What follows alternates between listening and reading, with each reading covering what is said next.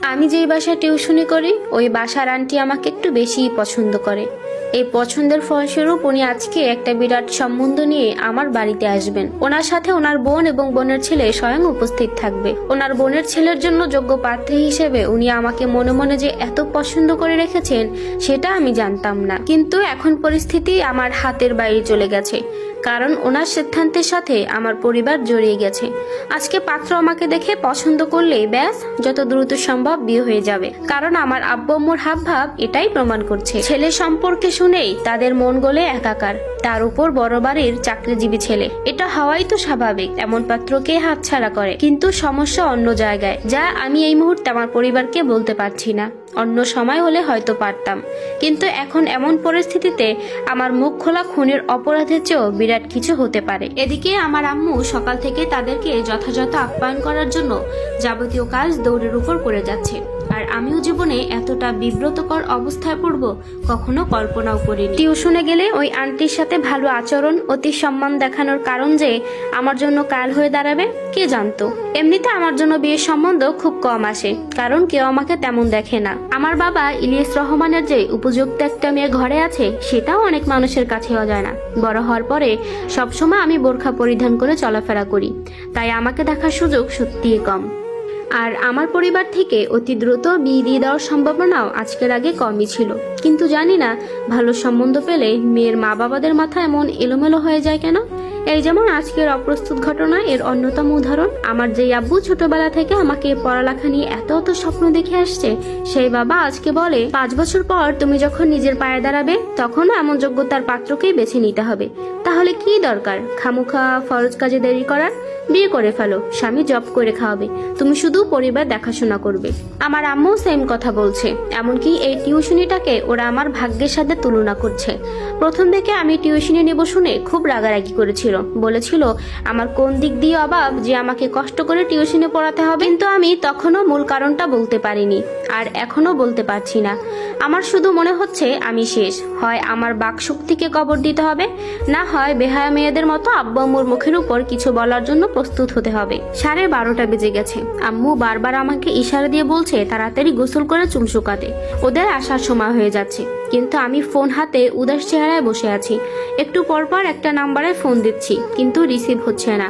আমি জানি সেই নাম্বারের মালিক সকাল 7টায় ঘুমিয়েছে, বিকেল পর্যন্ত ফোন সাইলেন্ট করে ঘুমিয়েই থাকবে। কিন্তু দুপুরে পাত্রপক্ষে এসে যদি এমন কোনো একটা অঘটন ঘটিয়ে ফেলে তাহলে আমি কি করব? কি করে আটকাবো সবকিছু? আর আমি জীবনে এমন মানুষ দেখিনি যারা কিনা সকালেই পাত্রী দেখে আসার সংবাদ মেয়ের পরিবারকে জানায়। এটা ভাবে না যে মেয়ের পরিবার এত দ্রুত সবকিছু সামাল দেবে কি করে। কিন্তু শুনলাম গোপনে গোপনে নাকি আম্মুর সাথে ওই আন্টির আলাপ হয়েছিল, যা আম্মু আমাকে জানায়নি। আজকে আন্টির বোনপো অবসর আছে, কাল থেকে নাকি আবার ব্যস্ত হয়ে যাবে। তাই আন্টি আম্মুকে বলেছিল আমার পরিবার চাইলে আজকে আসবে, না হলে পরে আসবে। আম্মু সুন্দর করে বলে দিয়েছে আজকেই আসুন, সমস্যা নেই। বুঝি না আম্মুরা এমন কি করে হয়, বোকার মতো সিদ্ধান্ত না এটা। এরপর আম্মুর অবস্থা কি হলো? ওদেরকে বলার পরে পাগলের মতো ছুটছে। কাছাকাছি থাকা আমার ফুপ্পিকে বাসায় ডেকেছে। পুরো বাড়িঘর পরিষ্কার করে রান্না বান্না সব মিলিয়ে বাজে অবস্থার শিকার ওনাকেই হতে হচ্ছে। ফুপি এটা সেটা রান্না করছে, আম্মু মাঝে মাঝে ফুপিকে দিক নির্দেশনা দিচ্ছে আর সবকিছু গুছাচ্ছে। এর ফাঁকে আমাকেও তৈরি হতে বলছে। আম্মুর যে শাড়িটা পরলে আমাকে সবচেয়ে বেশি মানায় সেই শাড়িটা খুলে সামনে রেখেছে। সত্যি বলতে এই শাড়িটা আমারও খুব পছন্দ, কিন্তু আজকে পরার মতো কোনো ইচ্ছে আমার নেই। কিন্তু তবুও কিছু করার নেই। আপাতত বকা থেকে মুক্তি পেতে হলেও গোসল করতে হবে এবং সাজতে হবে। গেলাম গোসল করতে। খুব দ্রুত গোসল শেষ করে সেই দ্রুত ফোন হাতে নিয়ে চেক করলাম কোনো কল আসলো কিনা। আজকে তো একটু তাড়াতাড়ি জাগতে পারি। পরে যখন শুনবে আমি পাত্রপক্ষের সামনে গিয়েছি তাহলে বিষয়টা কেমন হবে জানি, শুনলে রাগারাগিও করবে। কিন্তু আমি আর কি করে যোগাযোগ করব? কোনো বন্ধুর নাম্বার পর্যন্ত আমি কখনো চাইনি কিংবা নিজের কাছে রাখিনি যে এই বিপদে যে আমাকে একটু সহায়তা করতে পারে। আমি জানি ও একবার জানলে পুরো পরিস্থিতি বদলে যাবে, কিছু না কিছু করতে পারবে ওই জায়গায় বসেই। কিন্তু জানানোর অবস্থাই তো এখন আর নেই। 1:30 বেজে যাচ্ছে।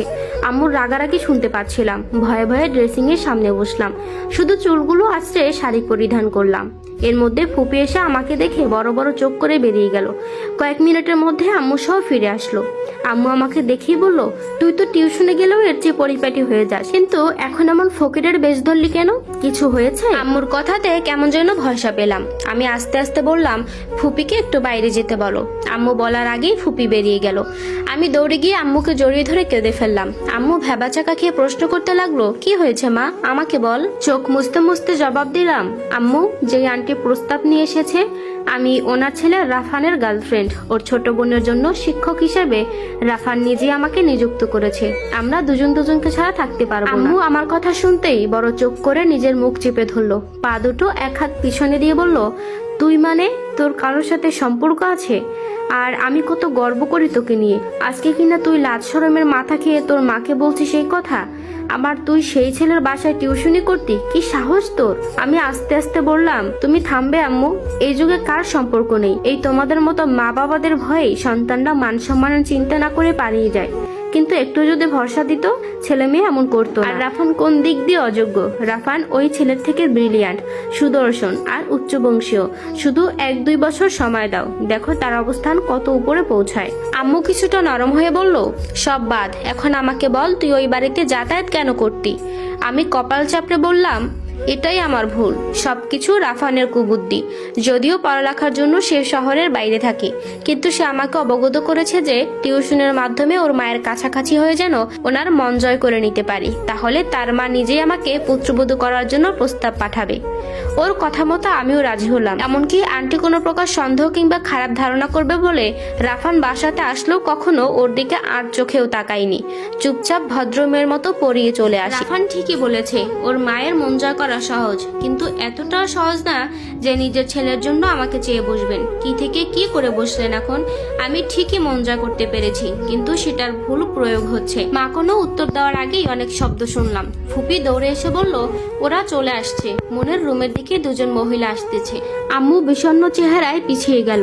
দরজা ওদের আওয়াজের সাথে সাথেই আমার ফোনে রিং বেজে উঠলো। উকি দিয়ে দেখলাম রাফান ফোন দিচ্ছে। এতক্ষণে তার সময় হয়েছে। আমি দুদিকে তাকিয়ে পুরো হতবিলম্ব অবস্থায় পড়ে গেলাম। পরের পর্ব শুনতে চাইলে কমেন্টে জানান এবং আমার ইউটিউব চ্যানেলটি সাবস্ক্রাইব করে দিয়ে আমার সাথে যুক্ত থাকুন। এতক্ষণ সাথে থাকার জন্য অসংখ্য ধন্যবাদ।